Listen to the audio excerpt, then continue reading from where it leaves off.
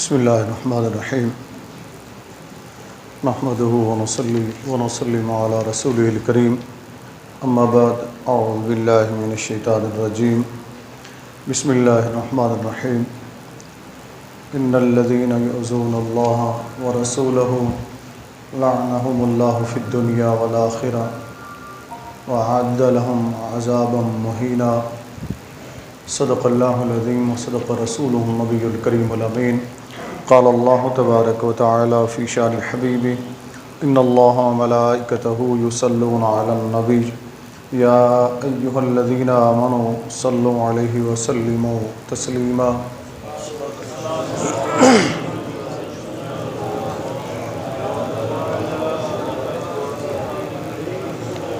الصلاۃ والسلام علیک یا سیدی یا رسول اللہ وعلی آلک وصحبک یا سیدی یا حبیب اللہ الصلاۃ والسلام علیک یا سیدی یا رسول اللہ وعلی آلک وصحبک یا سیدی یا رحمۃ للعالمین۔ السلام علیکم ورحمۃ اللہ وبرکاتہ۔ عزیزان گرامی قدر، آج کا ہمارا موضوع گفتگو محبت و تعظیم اہل بیت اطہار رضوان اللہ تعالی علیہم اجمعین ہے۔ دعا ہے کہ اللہ رب العزت ہمیں حق اور سچ بیان کرنے کی توفیق عطا فرمائے، حق اور سچ کو سن کر اسے قبول کرنے اور اس پر ہمیں عمل کرنے کی توفیق عطا فرمائے۔ آج کی قرآن کریم کی جو آیت کریمہ تلاوت کرنے کا شرف حاصل کیا، پہلے اس کا ترجمہ سماعت فرما لیں سادہ سا۔ ان الذین یؤذون اللہ، بے شک وہ لوگ جو اذیت دیتے ہیں اللہ کو، ورسولہ اور اس کے رسول صلی اللہ علیہ وآلہ وسلم کو، لعنہم اللہ فی الدنیا والآخرہ، ان پر دنیا میں بھی لعنت ہے اللہ کی اور آخرت میں بھی لعنت ہے اللہ کی، اور اس لعنت کے علاوہ وَأَعَدَّ لَهُمْ عَذَابًا مُهِينًا، ان کے لیے دردناک عذاب اللہ نے تیار کر رکھا ہے۔ یہ آیت کریمہ کا مختصر سا ترجمہ میں نے عرض کر دیا تاکہ ہمیں آگے بات سمجھنے میں آسانی رہے۔ اہل بیت اطہار رضوان اللہ تعالی علیہم اجمعین، جیسا کہ گزشتہ موضوع میں عرض کر چکا ہوں کہ کریم آقا علیہ الصلاۃ والسلام کے جتنے بھی قرابت دار ہیں، نبی کریم صلی اللہ علیہ وسلم سے تعلق رکھنے والے ہیں، ان سب کا احترام ہم سب پر، اہل ایمان پر لازم ہے۔ آقا علیہ الصلاۃ والسلام کے قرابت داروں کی محبت، ان کی مودت، ان کا احترام، ان کا ادب، یہ ہمارے لیے اہل سنت و جماعت، جملہ اہل اسلام کے لیے فرض کی حیثیت رکھتا ہے، اس میں غفلت نہیں برتنی چاہیے۔ مگر شومی قسمت کہ جس دور میں ہم گزر رہے ہیں اس میں ہر مقدس شخصیت، محترم شخصیت، اس کا احترام، اس کا ادب کم کرنے کی کوشش کی جاتی ہے، کسی نہ کسی ہیلے بہانے سے ان پر تنقید کی جاتی ہے۔ اللہ رب العزت ہمیں اس سے محفوظ رکھے۔ سب سے پہلی بات جو ہم گفتگو کر چکے ہیں اس کا خلاصہ، جس کو ہم یوں کہہ سکتے ہیں کہ قرآن و حدیث کی روشنی میں خصوصاً اہل بیت اطہار رضوان اللہ تعالی علیہم اجمعین، آل رسول علیہم الصلاۃ والسلام، سادات کرام جو حیات ہیں، اللہ ان کا سایہ قائم رکھے، اور جن کا وصال ہو چکا اللہ ان پر اپنی بے شمار رحمتیں نازل فرمائے۔ یہ ذہن میں رکھ لیں کہ یہ جزو رسول ہیں صلی اللہ علیہ وسلم۔ کیا ہیں؟ جزو رسول ہیں، نبی کریم صلی اللہ علیہ وآلہ وسلم کے بدن کا حصہ ہے، جسم اقدس کا حصہ ہے۔ اور اس کے متعلق پہلے ابتدا میں سمجھ لیں، تو میں چاہتا ہوں کہ آج کی بات میں آپ کو سمجھاؤں بھی صحیح، اور ہم کوشش کریں کہ ہم اس پر عمل بھی کریں، اور جس ماحول میں ہم جی رہے ہیں کہیں ایسا نہ ہو کہ ہم سے کوئی بے ادبی ہو جائے، کوئی گستاخی ہو جائے اور ہم جہنم کے مستحق بن جائیں اور ہمارا سب کچھ برباد ہو جائے۔ اللہ تعالیٰ اس سے محفوظ رکھے۔ دیکھیے، نبی کریم صلی اللہ علیہ وآلہ وسلم نے ارشاد فرمایا واضح طور پر، اور یہ صحیح احادیث مبارکہ ہیں، ایک نہیں کافی ساری احادیث مبارکہ اس کے متعلق میں ان کا خلاصہ پیش کر دیتا ہوں کہ کریم آقا علیہ الصلوۃ والسلام نے ارشاد فرمایا کہ جس نے علی، فاطمہ، حسن اور حسین رضی اللہ تعالی عنہم وعلیہم السلام ان سے محبت رکھی، اس نے مجھ سے محبت رکھی۔ جس نے ان سے بغض رکھا، اس نے مجھ سے بغض رکھا۔ اور کریم آقا علیہ الصلوۃ، میں ان احادیث کا خلاصہ پیش کر رہا ہوں۔ کریم آقا علیہ الصلوۃ والسلام نے یہ بھی ارشاد فرمایا کہ جو چیز فاطمہ کو غضبناک کرتی ہے، غصہ دلاتی ہے، وہ چیز مجھے بھی غضبناک کرتی ہے۔ جو چیز، دوسری حدیث کیا مفہوم فرمایا، جو چیز فاطمہ رضی اللہ تعالی عنہا کو تکلیف دیتی ہے وہ چیز مجھے بھی تکلیف دیتی ہے، مجھے بھی تکلیف دیتی ہے، مجھے بھی اذیت دیتی ہے۔ گویا آل رسول کو اذیت دینا یہ رسول اللہ صلی اللہ علیہ وسلم کو اذیت دینا ہے۔ آل رسول کو تکلیف پہنچانا اللہ کے رسول صلی اللہ علیہ وسلم کو تکلیف پہنچانا ہے، اور ان کا ادب کرنا، ان کا احترام کرنا ادب رسول، احترام رسول کا حصہ ہے صلی اللہ علیہ وآلہ وسلم ورضی اللہ تعالی عنہم۔ یہ بات ہمیں ذہن میں رکھنی چاہیے۔ اب کریم آقا علیہ السلام کیا فرماتے ہیں؟ جو شخص اہل بیت کا احترام کرے گا، ان کا ادب کرے گا، ان کی خدمت کرے گا، سادات کرام کی، آل رسول کی، ان کا ادب اور ان کا احترام کرے گا، تو آقا علیہ الصلوۃ والسلام نے اس کے لیے بشارتیں دی ہیں۔ ان حدیث کا خلاصہ جو معجم کبیر طبرانی میں ہیں، معجم صغیر میں بھی ہیں، الجامع الصغیر کے اندر بھی ہیں، کنز العمال کے اندر بھی ہیں، سیاستہ کی کتب حدیث کے اندر بھی ہیں، اور دیگر کتب سوانح، کتب سیر و کتب احادیث کے اندر موجود ہیں، اور کتب تفاسیر کے اندر بھی موجود ہیں۔ مثلا تفاسیر میں اگر ہم لیتے ہیں تو تفسیر کشاف ہے، تفسیر کبیر ہے، تفسیر خازن ہے، تفسیر ساوی ہے، تفسیر روح المعانی ہے، اور تفسیر روح البیان ہے، تفسیر ابن کثیر ہے، تفسیر مدارک التنزیل ہے۔ اس طرح کی دیگر جتنے مستند تفاسیر ہیں جو حدیث میں خلاصہ پیش کر رہا ہوں، ان سب کے اندر یہ احادیث مبارکہ موجود ہے۔ نبی کریم صلی اللہ علیہ وآلہ وسلم نے ارشاد فرمایا، یہ میں نے خلاصہ پہلے اس لیے تفاسیر کے نام لے دی تھی کہ بار بار میں ان کا نام نہ لوں، انہی میں سے میں یہ حدیث مبارکہ پیش کر رہا ہوں۔ کریم آقا علیہ الصلوۃ والسلام نے ارشاد فرمایا، جو میری اہل بیت سے محبت کرے گا، جو میری اہل بیت سے محبت کرے گا، میری آل سے محبت کرے گا، ان کا احترام کرے گا، ان کی تعظیم کرے گا، ان کی خدمت کرے گا، کریم آقا علیہ الصلوۃ والسلام نے سب سے پہلی جو خوشخبری دی وہ سن لیں۔ فرمایا اللہ اسے بخش دے گا، اللہ اسے بخش دے گا، اس کی بخشش ہو جائے گی۔ نبی کریم صلی اللہ علیہ وسلم نے ارشاد فرمایا کہ جو میری آل سے محبت کرے گا، جو میرے اہل بیت سے محبت کرے گا، فرمایا اس کا خاتمہ ایمان پر ہوگا، اس کا خاتمہ ایمان پر ہوگا۔ فرمایا جو میری اہل بیت سے محبت کرے گا، ان کے کاموں میں ان کا ہاتھ بٹائے گا، ان کی ضرورتوں کو پورا کرے گا، یعنی میری آل کو اس نے دیکھا کہ ان کو کسی چیز کی حاجت ہے، ضرورت ہے، وہ اس کے پاس چل کر آئے ہیں یا اسے پتہ چلا اور وہ ان کے پاس چلا گیا اور جا کر اس نے اس کی خدمت کی، ان کی اس حاجت کو پورا کیا۔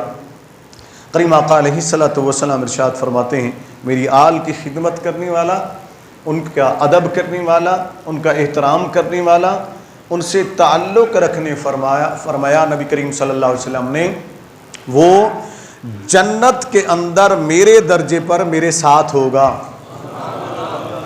جنت میں میرے درجے پر میرے ساتھ ہوگا۔ اب ایک بات تو ذہن میں رکھ لیں کہ نبی کے درجے پر تو کوئی نہیں پہنچ سکتا، لیکن اہل بیت کی عزت، احترام، ان کی خدمت، ان کی محبت کی وجہ سے اس بندہ مومن کو، صاحب ایمان کو یہ شرف حاصل ہو جائے گا کہ نبی کریم صلی اللہ علیہ وسلم کے ساتھ ساتھ وہ بھی جنت میں رہے گا۔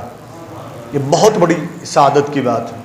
نبی کریم صلی اللہ علیہ وآلہ وسلم نے ارشاد فرمایا کہ جو شخص میری اہل بیت سے محبت کرے گا، فرمایا علی، میں اس کا بھی ساتھ ساتھ ساری احادیث کا میں خلاصہ پیش کر رہا ہوں، میں نے حوالے دے دیے ان تمام کتب سے، یہ میں حوالے پیش کر رہا ہوں۔ کریم آقا علیہ الصلوۃ والسلام نے فرمایا علی، جو تجھ سے، مجھ سے، ہماری اولاد سے، ہمارے گھر والوں سے محبت کرے گا تو علی آگے میں ہوں گا، میرے پیچھے تو ہوگا، دائیں بائیں حسنین کریمین ہوں گے، اور ان کے پیچھے، ہمارے پیچھے ہماری ازواج ہوں گی، اور حسنین کریمین کے دائیں بائیں وہ محبین ہوں گے جو ہم اہل بیت سے محبت کرتے ہوں گے، اس طریقے سے ہم انہیں ساتھ لے کر جنت میں داخل ہوں گے۔ یہ بہت بڑی بشارت ہے اہل بیت اطہار سے محبت کرنے والے لوگوں کے لیے، جو سادات کرام سے محبت کرتے ہیں، نبی کریم صلی اللہ علیہ وسلم کی آل سے محبت کرتے ہیں، نبی کریم صلی اللہ علیہ وسلم کی گھر والوں سے محبت کرتے ہیں، ان کا احترام کرتے ہیں، تو ان کو یہ مقام ملے گا کہ نبی کریم صلی اللہ علیہ وسلم کے ساتھ ساتھ جنت میں داخل ہوں گا۔ پھر ایک اور حدیث کا خلاصہ، وہ بھی آپ سماعت فرما لیں مفہوم اس کا۔ کریم آقا علیہ الصلوۃ والسلام نے فرمایا، ہماری مثال اہل بیت کے متعلق اس کو سمجھانے کے لیے بتایا۔ کریم آقا علیہ الصلوۃ والسلام نے فرمایا کہ میں درخت ہوں، میں درخت ہوں، اس کی شاخیں، یعنی تنا خود کو قرار دیا، اصل خود کو قرار دیا، اس کی شاخیں فاطمہ الزہرا ہے، اس کی شاخیں فاطمہ الزہرا ہے۔ اے علی، اس درخت کے پھول تو ہے۔ توجہ سے سنیے گا، علی اس درخت کے پھول تو ہے، اور ان پھولوں کا ثمر، درخت، تنا میں ہوں، غور سے سنیں، تنا میں ہوں، اصل میں ہوں، اس کی شاخیں فاطمہ ہے، اور اس پر جو پھول لگتے ہیں نا پھل آنے کے لیے، فرمایا اے علی وہ پھول تو ہے، وہ پھول تو ہے، اور جو اس شجر محمدی سے صلی اللہ علیہ وآلہ وسلم جو پھل برآمد ہوتے ہیں، آج کل پھل آپ کہہ رہے ہیں آم آ رہے ہیں مختلف قسم کے، کوئی کہتا ہے جی سندھڑی بڑا اچھا آم ہے جی، کوئی کہتا ہے جی دسہری بڑا اچھا ہے جی، کوئی کہتا ہے جی انور لٹور بڑا اچھا ہے جی، کوئی کہتا ہے جی فلانا بڑا اچھا ہے جی، اس کا ذائقہ بڑا اچھا ہے، یہ فلاں باغ کا ہے جی، فلاں باغ کا ہے، یہ فلاں علاقے کا ہے، اس وجہ سے اس کی قیمت زیادہ ہے، وہاں کی زمین بڑی سرخیز ہے۔ میں حیران ہو جاتا ہوں، اس زمین کی تو قدر کرتے ہو نا، ڈھونڈتے ہو کہ یہ وہاں کا پھل ہے، ذرا سوچو تو صحیح کہ جو شجر محمدی کا پھل ہوں، جو شجر محمدی کا پھل ہوں، ان کی عظمت کیا ہوگی، ان کا مقام کیا ہوگا، ان کا مرتبہ کیا ہوگا۔ فرمایا شجر، اس کی اصل میں ہوں، شاخیں فاطمہ ہے، پھول اے علی تو ہے، اور اس تنے سے مل کر، ان شاخوں سے مل کر، ان پھولوں سے مل کر جو پھل پیدا ہوتے ہیں، اے علی وہ حسن ہے اور وہ حسین ہے رضی اللہ تعالیٰ عنہ، وہ حسن ہے اور وہ حسین ہے رضی اللہ تعالیٰ عنہم۔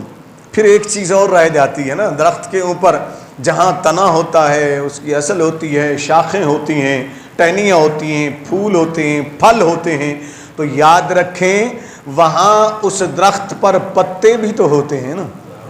کیا درخت پر پتے بھی تو ہوتے ہیں نا۔ اب یہ تو ہو نہیں سکتا کہ کوئی درخت پتوں کے بغیر ہو جائے اور اس کے اوپر پھل بھی ہو جائے، سب کو ہو جائے۔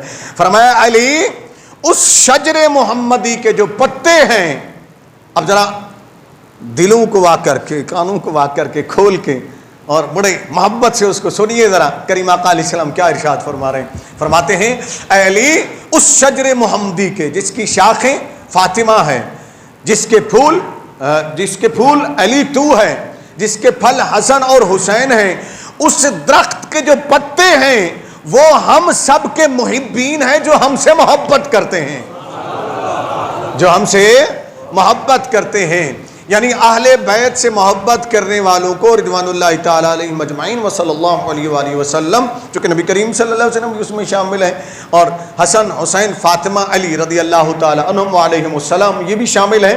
تو آقا علیہ الصلوۃ والسلام نے ارشاد فرمایا ہم سب سے جو محبت کرنے والے ہیں نا، اس درخت کے پتوں کی طرح ہیں جو درخت کا لازمی حصہ ہوتے ہیں، جی درخت کے ساتھ، اسی طرح وہ ہمارے محبین ہمارے ساتھ ساتھ جنت کے اندر جائیں گے۔ اللہ سے دعا ہے کہ اللہ تعالی ہمیں اہل بیت اطہار کی سچی محبت عطا فرمائے۔ اب یہ تو تھا محبت کے بارے میں نے آپ کو بتایا۔ اس سے پہلے جو میں نے احادیث مبارکہ سنائی تھی گزشتہ جمعۃ المبارک اور اس سے پہلے جمعۃ المبارک بارے میں، یہ ان سے ہٹ کر تھی، میں نے ان کا خلاصہ پیش کر دیا۔ اگر الگ الگ میں ایک ایک حدیث سناتا تو وہ سارا جمعۃ المبارک کا وقت اسی میں چلے جانا تھا۔ میں نے کہا خلاصہ میں آپ کو پیش کر دوں تاکہ بات آپ سمجھ لیں، پھر آگے کی بات ہم کرتے ہیں۔ اب ایک بات تو یہ سن لی نا آپ نے کہ جو محبت کرے گا اس کو انعام کیا ملے گا، جو اہل بیت اطہار سے محبت کرے گا اس کو مقام کیا ملے گا، اس کو مرتبہ کیا ملے گا، وہ کہاں ہوگا، اس کا ٹھکانہ کہاں ہوگا، یہ آپ نے سماعت فرمایا، ٹھیک ہے نا جی۔ اب دوسری طرف آتے ہیں، جو اہل بیت اطہار سے بغض رکھیں، نعوذ باللہ، بڑے بدبخت ایسے موجود ہیں جو آل نبی سے محبت نہیں رکھتے، بغض رکھتے ہیں، عداوت رکھتے ہیں، مختلف طریقے ہیں ان کے، اس کا اظہار بھی کرتے رہتے ہیں، کلمہ بھی پڑھتے ہیں۔ اب نبی کریم صلی اللہ علیہ وسلم کی انہی کتب میں سے میں حدیث کو پیش کر جن کے میں حوالے دے چکا ہوں، کوئی حدیث ایسی میں پیش نہیں کروں گا جس کا کوئی حوالہ نہ ہو، جو میں نے پڑھی نہ ہو اور میں ایسے آپ کو بتا دوں، ایسے کہوں جی ہاں جی یہ حدیث نہیں، میں ان حدیث مبارکہ کا جو میں پڑھ کر بیٹھا ہوں اور اس کا ذمہ دار ہوں کہ میں وہ دکھاؤں گا، وہ روایات انہی کتب میں سے جن کا میں نے نام لے دیا۔ اب ذرا سنیے گا، نبی کریم صلی اللہ علیہ وآلہ وسلم ارشاد فرماتے ہیں جو شخص ہماری آل سے، ہم اہل بیت سے بغض رکھتے ہوئے مرا، فرمایا اس کا حشر یہودیوں کے ساتھ ہوگا، اس کا حشر، سبحان اللہ، نہیں یہ افسوس کی بات ہے، استغفر اللہ کہنے کی بات ہے کہ اللہ بچائے کہ جو اہل بیت سے بغض رکھتا ہے اس کا انجام یہ ہے جب مرے گا تو اس کا حشر یہودیوں کے ساتھ ہوگا، اس کا حشر یہودیوں کے ساتھ ہوگا۔ نبی کریم صلی اللہ علیہ وسلم نے فرمایا، اگلی حدیث کا خلاصہ سنیں، کریم آقا علیہ الصلوۃ والسلام نے ارشاد فرمایا جو ہم اہل بیت سے، یعنی میری اہل بیت سے، میری آل سے، میرے قرابت داروں سے، ان سے بغض رکھتے ہوئے مرا، جو محبت رکھتے ہوئے مرا، فرمایا وہ ایمان کی حالت میں مرا، وہ جنت میں جائے گا، اور جو بغض رکھتے ہوئے مرا تو کریم آقا علیہ السلام نے فرمایا جب وہ قیامت کے دن اٹھایا جائے گا تو اس کی پیشانی پر لکھا ہوگا کہ یہ اللہ کی رحمت سے محروم ہے، یہ اللہ کی رحمت سے محروم ہے، یہ وہ شخص ہے جو اللہ کی رحمت سے محروم ہے۔ پھر نبی کریم صلی اللہ علیہ وسلم کی ایک اور حدیث پاک کا خلاصہ، کریم آقا علیہ الصلوۃ والسلام ارشاد فرماتے ہیں جو اہل بیت سے بغض رکھتے ہوئے مر گیا، اس کو اس حال میں موت آئی کہ اس کے دل میں اہل بیت کا بغض تھا، نبی کی آل کا بغض تھا، صلی اللہ علیہ وسلم ان کا بغض تھا، تو کریم آقا علیہ الصلوۃ والسلام ارشاد فرماتے ہیں اللہ رب العزت اسے جہنم میں داخل کرے گا، اسے جہنم میں داخل کرے گا۔ یہ حدیث مبارکہ ان کا میں نے کچھ خلاصہ آپ کے سامنے پیش کر دی۔ اب آئیے ذرا قرآن کریم کی جو آیت کریمہ میں نے تلاوت کرنے کا شرف حاصل کیا اس کو ہم تھوڑا سا سن لیتے ہیں اور پھر آگے کچھ باتیں انشاءاللہ اسی موضوع سے متعلق ہوں گی، اہل بیت اطہار کے متعلق۔ رب کائنات نے ارشاد فرمایا ان الذین یؤذون اللہ، بے شک، یہ سورۃ احزاب ہے، اس کی آیت نمبر 57 یعنی 57 آیت نمبر ہے، ٹھیک ہے جی۔ اس کو آپ پڑھیے گا گھر میں اور غور سے پڑھیے گا، اور ساتھ ہو سکے تو تفسیر بھی کوئی ساتھ اس کے پڑھ لیجیے گا تاکہ بات ہمیں سمجھ میں آ جائے۔ ان الذین یؤذون اللہ، بے شک وہ لوگ جو اذیت دیتے ہیں اللہ کو، اذیت دیتے ہیں اللہ کو۔ اب پہلے تو یہاں سمجھ لیں نا، کیا اللہ کو کوئی اذیت دے سکتا ہے؟ نہیں دے سکتا۔ اللہ کو تکلیف تو کوئی دے نہیں سکتا، اسی لیے کہ اللہ نظر آنے سے پاک ہے، اللہ جسم سے پاک ہے، اللہ جسمانیت سے پاک ہے، اللہ جگہ سے پاک ہے۔ تو پھر کیسے اللہ کو کوئی اذیت دے سکتا ہے؟ اللہ کو کیسے کوئی تکلیف دے سکتا ہے؟ وہ تو ان اللہ علی کل شیء قدیر ہے، وہ تو سبحان ہے، وہ تو پاک ہے۔ تو پھر یہ اذیت کسے تھی جسے اللہ نے فرمایا کہ یہ اللہ کو اذیت دی جا رہی ہے؟ سن لیں، پھر میں عرض کرتا ہوں کہ میں نے اس لیے کہا کہ تاکہ آپ کا ذہن اس طرف متوجہ ہو اور بات کو اچھے طریقے سے سمجھ لیں۔ اب آگے رب کائنات نے ارشاد فرمایا وَرَسُولُهُ، اور اس کے رسول کو اذیت دیتے ہیں۔ پہلے اپنی ذات کا ذکر فرمایا کہ اللہ کو اذیت دیتے ہیں، وہ لوگ جو اللہ کو اذیت دیتے ہیں۔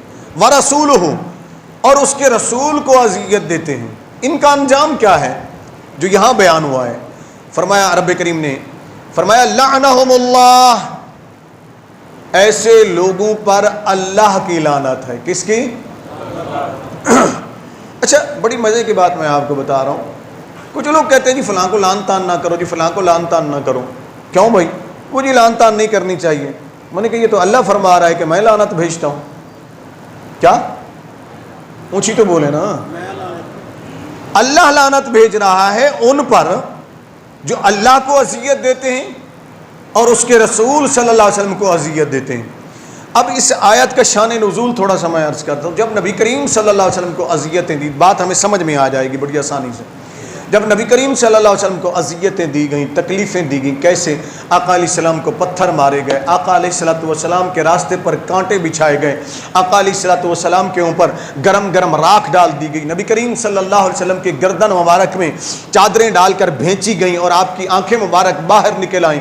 آپ صلی اللہ علیہ وسلم حالت سجدہ میں حرم میں تھے، آپ صلی اللہ علیہ وسلم کے اوپر اونٹ کی اوجھڑیاں لا کر رکھ دی گئی۔ اس طرح جب تکلیفیں دی گئیں اللہ کے نبی صلی اللہ علیہ وسلم کو، اب اللہ کو اذیت تو کسی نے نہیں دی نا، تو رب کریم کو جلال آ گیا۔ اس نے فرمایا کہ وہ لوگ جو اذیت دے رہے ہیں میرے محبوب کو، وہ جو تکلیفیں پہنچا رہے ہیں میرے محبوب کو، وہ جو اذیت دے رہے ہیں میرے رسول کو، وہ جس سے میں محبت کرتا ہوں، جو میرا محبوب ہے، اسے پتھر مارتے ہو، اس کے اوپر اونٹ کی اوجھڑیاں لا کر رکھتے ہو، اس کے راستے میں کانٹے بچھاتے ہو، اس کے گلے میں کپڑے ڈال کر بھیجتے ہو، اس کے اوپر گرم راکھ ڈالتے ہو، تم سمجھتے ہو کہ تم نے بڑا کارنامہ سر انجام دے دیا، تم سمجھتے ہو کہ تم محمد کو تکلیف دے رہے ہو۔ نہیں، محمد کو اذیت دینا اللہ کو اذیت دینا ہے۔ صلی اللہ علیہ وآلہ وسلم فرمایا تم میرے رسول کو اذیت نہیں دے رہے بلکہ تم مجھے اذیت دے رہے ہو۔ کس کو اذیت دے رہے ہو؟ مجھے اذیت دے رہے ہو۔ اس لیے رب کریم نے پہلے اپنا ذکر فرمایا میرے رسول کو تکلیف دینے سے پہلے سوچنا، میرے محبوب کی طرف انگلی اٹھانے سے پہلے سوچنا، میرے محبوب کے متعلق زبان دراز کرنے سے پہلے سوچنا، میرے محبوب کے متعلق گستاخی کرنے سے پہلے سوچنا، بے ادبی کرنے سے پہلے سوچنا، اس کی گستاخی، اس کی بے ادبی، اسے تکلیف دینا، اسے اذیت دینا، یہ دراصل اللہ کی گستاخی ہے، اللہ کی بے ادبی ہے، اللہ کو اذیت دینا ہے۔ اب اس کی وضاحت اللہ کے نبی صلی اللہ علیہ وسلم کی حدیث مبارکہ سے ہم سنتے ہیں، ذرا غور کیجیے گا۔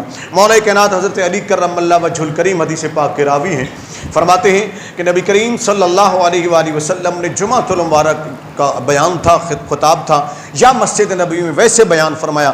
آقا علیہ السلام نے منبر پر کھڑے ہو کر اپنی ریش مبارک کا، داڑھی مبارک کا یا زلف مبارک کا ایک بال مبارک لیا، اس کو پکڑا اور بلند فرمایا اور لوگوں کو فرمایا یہ میرا بال ہے، یہ میرا بال ہے۔ من ازا شعری، اب غور سے سنیے گا، میں حدیث کے الفاظ کچھ تبرکن پڑھ دیتا ہوں۔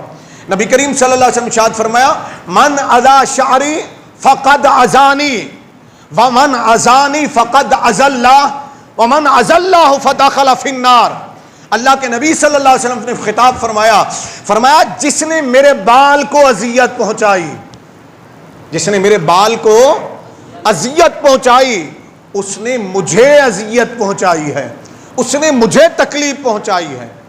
اب آپ کہیں گے بال تو بے جان ہوتا ہے، اس کو تکلیف کیسے ہو سکتی ہے؟ تیرا بال بے جان ہو سکتا ہے، میرا بال بے جان ہو سکتا ہے، لیکن نبی کا بال بے جان نہیں ہو سکتا۔ شاہ ولی اللہ محدث دہلوی رحمۃ اللہ تعالیٰ علیہ لکھتے ہیں، فرماتے ہیں کہ ہمارے پاس منہ مبارک تھا نبی کریم صلی اللہ علیہ وسلم کا، ٹھیک ہے نا، انفاس العارفین پڑھے نا ان کی، کہتے ہیں کہ ہمارے پاس وہ بال مبارک تھا۔ شاہ ولی اللہ جن کا لوگ بڑا نام لیتے ہیں جی، شاہ ولی اللہ کو ہم مانتے ہیں جی، جناب والا ان کی باتیں بھی تو مان لیا کرو نا، ان کی عقیدت کو بھی تو تسلیم کر لیا کرو نا۔ تو وہ لکھتے ہیں کہ وہ منہ مبارک تھا، ہم اس کی زیارت کرنے کے لیے جب کھڑے ہوتے تو تمام لوگ باوضو ہو کر آتے اور درود و سلام پڑھنا شروع کرتے، ہاتھ باندھ کر چاروں طرف کھڑے ہو جاتے گول دائرے میں، درود و سلام پڑھنا شروع کرتے ہیں۔ تو وہ منہ مبارک جو یوں بل کھائے ہوئے تھا، رکھا ہوا ہوتا تھا، تو جب ہم پڑھنا شروع کرتے، دو تھے منہ مبارک، ہم وہ اس طرح بل کھائے ہوئے تھے نلکی کے اندر نا، تو بل کھائے ہوئے، جب ہم درود و سلام پڑھنا شروع کرتے تو وہ منہ مبارک اٹھنا شروع ہو جایا کرتے تھے، کھڑے ہو جایا کرتے تھے، اور لوگ ان کی زیارت کیا کرتے تھے۔ اور کہتے ہیں ان کے اندر کمال یہ تھا، اگلی بات وہ لکھتے ہیں کہ اگر کوئی بے وضو شخص آ جاتا اس کے اندر یا جنبی شخص آ جاتا تو درود و سلام باقی تو طہارت والے پڑھ رہے ہوتے، اگر وہ کوئی آ جاتا تو وہ منہ مبارک اٹھتے نہیں تھے، کھڑے نہیں ہوتے تھے، لوگ زیارت نہیں کر پاتے، ہم سمجھ جاتے تھے کہ محفل میں کوئی بے وضو شخص آیا ہے، کوئی ایسا شخص آیا ہے جو طہارت سے نہیں ہے، تو اعلان کیا جاتا کہ نکل جاؤ باہر اور دوبارہ طہارت کر کے وضو کر کے آؤ۔ شاہ ولی اللہ محدث دہلوی یہ ثابت کر رہے ہیں کہ تیرا بال اور ہے، میرا بال اور ہے، اور نبی کا بال مبارک اور ہے، ان کا منہ مبارک اور ہے۔ ارے نبی کے جسم سے اگر کھجور کا تنا مسجد نبوی میں جو جسم کا حصہ بھی نہ تھا، اگر جسم نبوی سے لگ جائے، ٹچ ہو جائے، تو اس کھجور کے تنے کے اندر جان آ جاتی ہے، اس کے اندر شعور آ جاتا ہے، اسے زندگی مل جاتی ہے، اسے آنکھیں مل جاتی ہیں، اسے کان مل جاتے ہیں، اسے زباں مل جاتی ہے۔ اور بال جو نبی کے جسم کا حصہ ہو وہ بے جان کیسے ہو سکتا ہے؟ اس لیے نبی نے اپنی امت کو سمجھایا کہ جس نے میرے بال کو اذیت پہنچائی اس نے میری آل کو اذیت پہنچائی۔ تو پھر ذرا سوچئے، ذرا غور کیجئے، جو بال کو اذیت پہنچائے، جو زلف رسول کے ایک بال مبارک کو، منہ مبارک کو یا داڑھی مبارک کے ایک منہ مبارک کو تکلیف پہنچائے، اس کے متعلق اتنے سخت وعید ہے۔ اور جسے اللہ کے حبیب نے فرمایا ہو یا علی انت منی وانا منکا، علی تو مجھ سے ہے میں تجھ سے ہوں، جس کے متعلق اللہ کے نبی نے فرمایا ہو الفاطمہ تو بدعت منی، اے لوگو فاطمہ میرے جسم کا حصہ ہے، میرے جسم کا ٹکڑا ہے، جن کے متعلق اللہ کے نبی نے فرمایا ہو الحسن والحسین منی وانا منہما، حسین اور حسن یہ دونوں مجھ سے ہیں، میں ان سے ہوں۔ جو جسم نبی کا حصہ ہوں انہیں اذیت دی گئی ہو، کبھی علی کو گالیاں دے کر، کبھی سیدہ کی گستاخی کر کے، کبھی حسن کو زہر دے کر، کبھی حسین کو میدان کربلا کے اندر شہید کر کے، پھر تم کہتے ہو کہ ایسے لوگوں پر لعنت نہ بھیجی جائے۔ میرے رب فرماتا ہے، میرا کریم اللہ فرماتا ہے جو میرے نبی کو اذیت دیتے ہیں میں اس پر دنیا اور آخرت کے اندر لعنت بھیجتا ہوں۔ تو ایسے لوگ ملعونین ہیں جو اللہ کے نبی کے گھر والوں کو تکلیف پہنچاتے ہیں، اذیت پہنچاتے ہیں۔ کیا یہ اذیت نہیں ہے کہ سکون سے مدینے میں رہنے بھی نہ دے گا؟ یہ تکلیف نہیں ہے؟ اور تکلیف کیا ہوتی ہے؟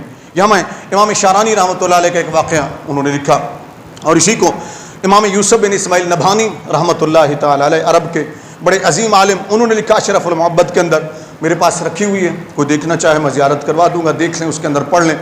انہوں نے لکھا، فرماتے کاشف البحیرہ، غالباً قاضی کے مقام پر تھے جو فیصلے کیا کرتے تھے یا سزا دیا کرتے تھے، کہتے ہیں انہوں نے ایک سید کو سزا دی، سید کو سزا دی کسی غلطی کے اوپر، مارا، جس طرح چابک مارتے ہیں وہ مارے، یا کوڑے مارے یا چابک مارے۔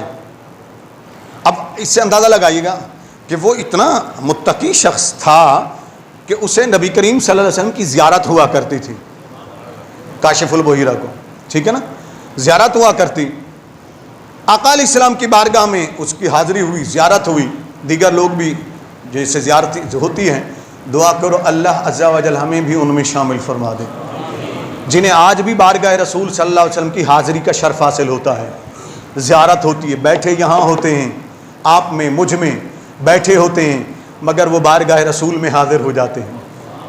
یہ حقیقت ہے، اس میں کوئی شک والی بات نہیں ہے۔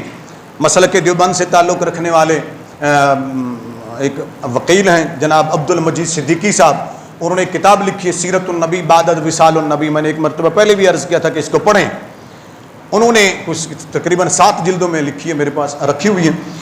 اس کے اندر انہوں نے شروع سے لے کر آج تک یعنی کہ جتنے بھی لوگوں کو آقا علیہ السلام کی زیارت ہوتی ہے، آقا علیہ السلام نوازتے ہیں، آقا علیہ السلام رہنمائی فرماتے ہیں، ان کے واقعات لکھے ہیں، اس کو پڑھیں۔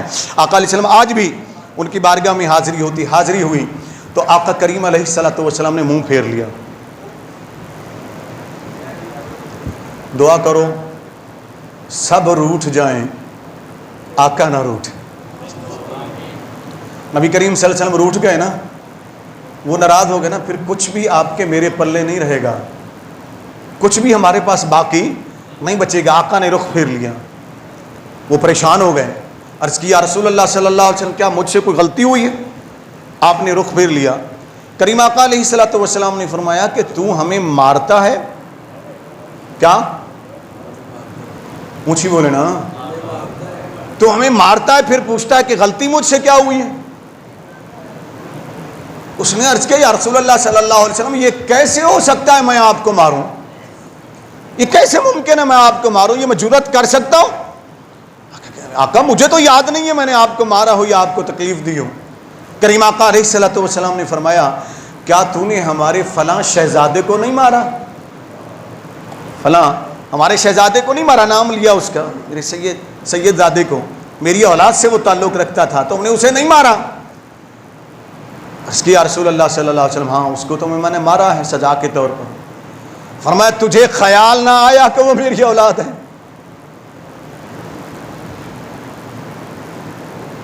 تجھے خیال نہ آیا کہ وہ میری اولاد ہے اور تو اس کو چھڑیاں مارتا گیا، چابک مارتا گیا؟ سونا تو نے اس سید زادے کو مارا، تکلیف مجھے ہوئی ہے۔ آقا کریم علیہ السلام نے اپنے بازو سے کپڑا ہٹایا اس طرح۔ امام شارانی لکھتے ہیں رحمۃ اللہ علیہ، امام عبد الوہاب شارانی عارف باللہ سیدی امام عبد الوہاب شارانی رحمۃ اللہ، انہوں نے لکھا، اور عرب کے عظیم عارف کامل امام یوسف بن اسماعیل نبہانی رحمۃ اللہ سے انہی سے نقل فرما کر اپنی کتاب اشرف المحبت کے اندر لکھا، آقا کریم علیہ السلام نے اپنی بازو سے کپڑا ہٹایا، فرمایا یہ دیکھ میرے بازو، یہ دیکھ تو مار اسے رہا تھا، تیرے چابک لگ مجھے رہے تھے، تکلیف تو اسے دے رہا تھا میری اولاد کو، اور لگ مجھے رہے تھے۔ ذرا سوچئے ایک سید زادہ جو بعد میں پیدا ہوا ہے، جو حسنین کریمین کی اولاد سے ہے، اسے کسی نے مارا تو لگا وہ چابک نبی کو، لگی وہ چھڑی نبی کو صلی اللہ علیہ وسلم، اذیت انہیں پہنچی، اور جسے نبی نے کاندھوں پر بچھایا تھا، ٹھیک ہے نا، جسے نبی نے کاندھوں پر بٹھایا، جسے نبی نے اپنی زبان چسوائی تھی، ایک بار نہیں بار بار چسوائی تھی، جسے نبی نے اپنے سینے پر بٹھایا تھا، جسے نبی نے اپنی زلفیں پکڑائی تھیں، جس کے لیے نبی صلی اللہ علیہ وسلم نے اپنے سجدے لمبے کر دیے تھے، اس کی تکلیفوں کا ذکر ہو تو کہتا ہے اس پہ رونا نہیں چاہیے، اس پہ غم نہیں ہونا چاہیے۔ ارے مجھے میرے باپ کے تکالیف یاد آ جائیں تو میں آج بھی رو پڑتا ہوں، میری مام کی تکالیف یاد آ جائیں میں رو پڑتا ہوں، میرے اساتذہ کی تکالیف یاد آ جائیں میں رو پڑتا ہوں، میرے دوستوں کی تکالیف یاد آ جائیں میں رو پڑتا ہوں۔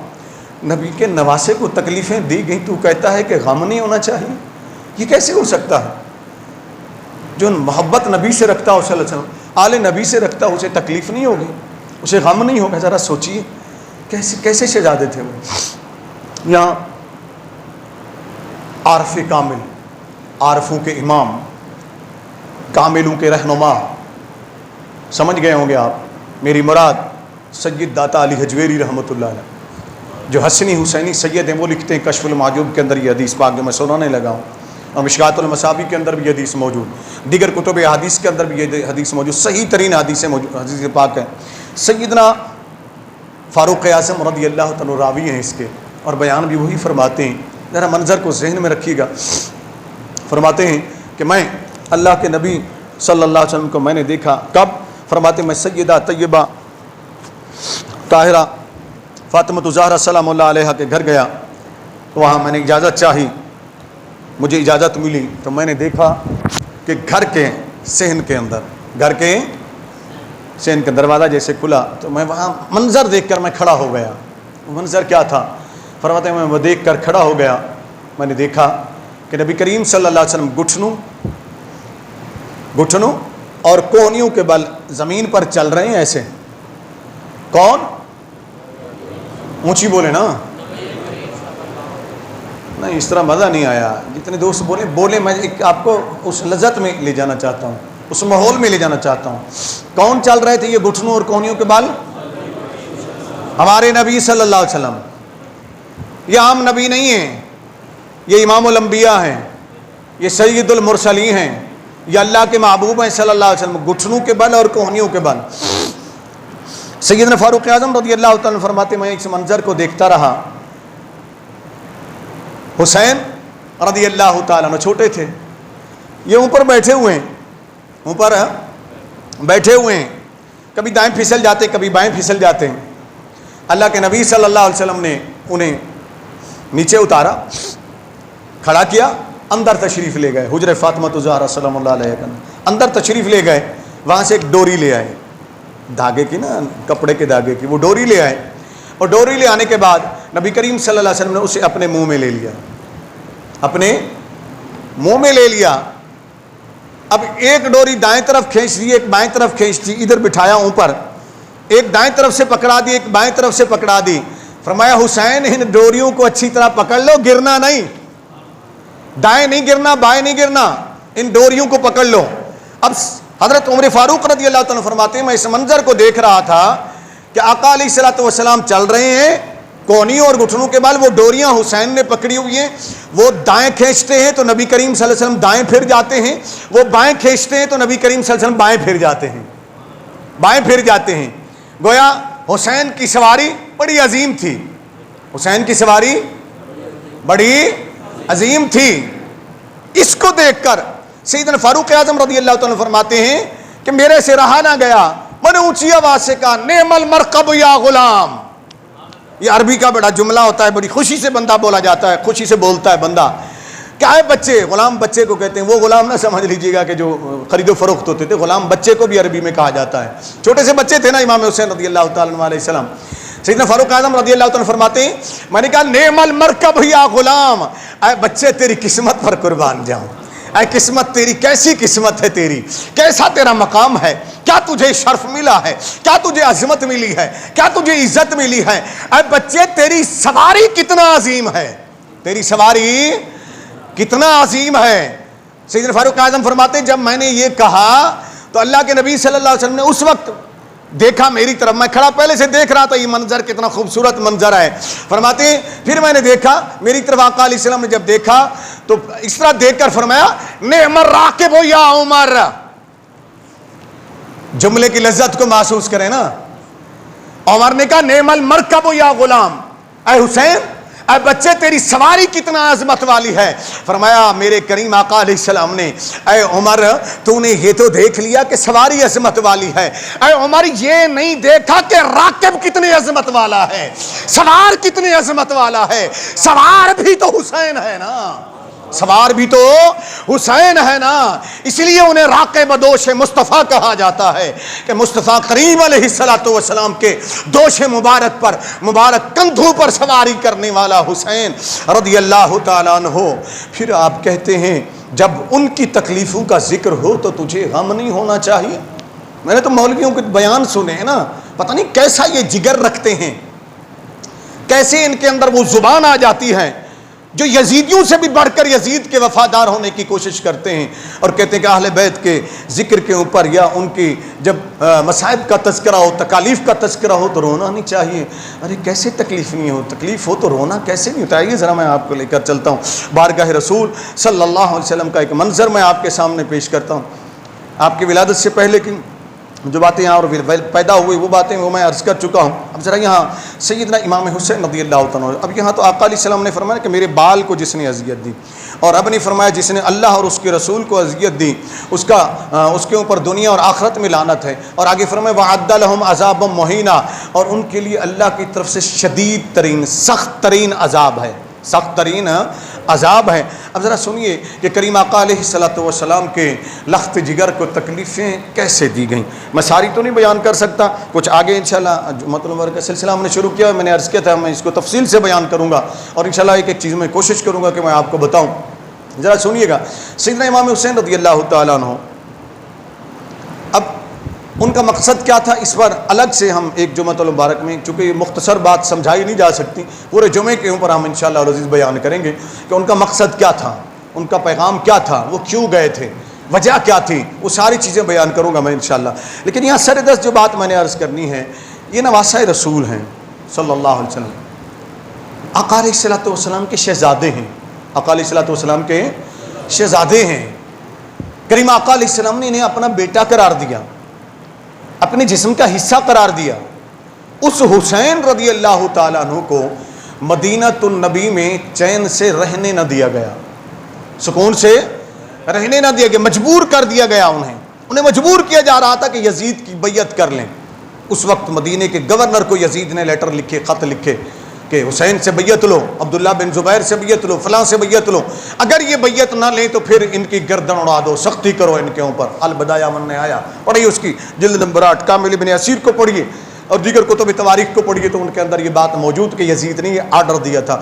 امام حسین رضی اللہ تعالیٰ عنہ مدینہ چھوڑنے پر مجبور ہو جاتے جب صحابہ کرام رضوان اللہ تعالیٰ علیہم اجمعین اور کچھ اہل بیت کے افراد جو امام حسین رضی اللہ عنہ کے بھائیوں میں بھی شامل تھے، حضرت محمد بن حنفیہ جو حضرت علی کرم اللہ وجہ الکریم کے بیٹے ہیں، انہوں نے اور دیگر لوگوں نے انہیں منع کیا کہ آپ مدینہ نہ چھوڑیں، مکہ نہ چھوڑیں، تو ان کا ایک ہی جواب تھا کہ میں نہیں چاہتا کہ میری وجہ سے مدینۃ المنورہ کی حرمت کو پامال کیا جائے، ٹھیک ہے نا، میں نہیں چاہتا میری وجہ سے کہ میں یہاں رک جاؤں، میں نے بیعت یزید کی کرنی نہیں ہے اور ان ظالموں نے حملہ کر دینا ہے، اس طرح مدینے کی حرمت پامال ہوگی، تو وہ وہاں سے چلے گئے۔ مکہ المکرمہ میں جب صحابہ کرام نے اور کچھ آپ کے عزیزوں نے، قریبی عزیزوں نے، خاندان کے لوگوں نے روکنا چاہا تو آپ نے یہی فرمایا کہ جب تک یہاں خطرہ نہ تھا، اس مقدس گھر کی تعظیم تقریم میں کوئی فرق نہیں آنا تھا، میں ٹھہرا ہوا تھا، اب انہوں نے اس پر بھی حملہ کر دینا ہے، میں نہیں چاہتا میری وجہ سے کعبے کی حرمت کو پامال کیا جائے، لہذا وہاں سے آپ نے ہجرت فرما لی، پھر بھی منزل بمنزل آپ کو چین نہ لینے دے گیا، یہاں تک کہ آپ کرب و بلا میں پہنچے جب سیدنا امام علی مقام رضی اللہ تعالیٰ کی شہادت ہوئی۔ یہاں میں آپ کو بات یہ سنانا چاہتا ہوں، باقی باتیں انشاءاللہ آئندہ جمعۃ المبارک۔ سیدنا عبداللہ بن عباس رضی اللہ تعالی عنہما جو نبی کریم صلی اللہ علیہ وسلم کے چچازاد بھائی ہیں، چچازاد بھائی ہیں، فرماتے ہیں کہ میں سویا ہوا تھا، دوپہر کا وقت تھا، یعنی دوپہر ڈھل چکی تھی، عصر سے پہلے دوپہر ڈھل چکی تھی، میں نے سونے کی حالت میں خواب دیکھا۔ یاد رکھیں نبی کریم صلی اللہ علیہ وسلم نے ارشاد فرمایا من رآنی فی المنام فقد رأى الحق، جس نے مجھے نیند کے اندر دیکھا اس نے حق دیکھا، اس نے مجھے ہی دیکھا، اس لیے کہ شیطان میری صورت اختیار نہیں کر سکتا، یہ صحیح بخاری شریف کی حدیث سے پاک، شیطان میری صورت اختیار نہیں کر سکتا۔ نبی کو خواب میں دیکھنا نبی کو ہی دیکھنا ہوتا ہے، اور پھر دیکھا ہو صحابی رسول نے، پھر دیکھا ہو نبی کریم صلی اللہ علیہ وسلم کے چچازاد بھائی نے، تو وہ کمال کی بات ہو جائے گی نا۔ انہوں نے بیان فرمایا، فرماتے میں نے دیکھا کہ نبی کریم صلی اللہ علیہ وسلم کے پاؤں مبارک ننگے تھے، جوتی مبارک نہیں پہنی ہوئی تھی، سر پر امامہ بھی نہیں تھا، زلفیں مبارک بکھری ہوئی تھیں، آقا علیہ السلام کے بال مبارک گرد آلود تھے، آپ صلی اللہ علیہ وسلم کی داڑھی مبارک گرد آلود تھی، مٹی بھری ہوئی تھی آپ کے چہرے پر، داڑھی مبارک پر، بال مبارک پر۔ تو میں نے آقا علیہ السلام کے اس حال میں جب دیکھا اور پھر میں آگے بڑھا، اٹھا، جلدی سے اٹھا، آگے بڑھا، میں نے عرض کی یا رسول اللہ خیر تو ہے، آپ اس حال میں پریشان حالی میں ہیں؟ تو آقا علیہ السلام کے ہاتھ مبارک میں ایک کھلے منہ والی شیشی تھی، وہ آقا علیہ السلام کے ہاتھ مبارک میں تھی، ہاتھ مبارک میں تھی۔ میں نے عرض کی یا رسول اللہ خیر تو آپ اس طرح پریشانی کے عالم میں ہیں، اس طرح آپ کی مبارک آنکھوں سے آنسو رواں ہیں، کیا بات ہے، کوئی تکلیف دی ہے آپ کو کسی نے کچھ کہہ دیا؟ اللہ کے نبی صلی اللہ علیہ وسلم نے فرمایا اے ابن عباس، میں ابھی میدان کربلا سے آ رہا ہوں۔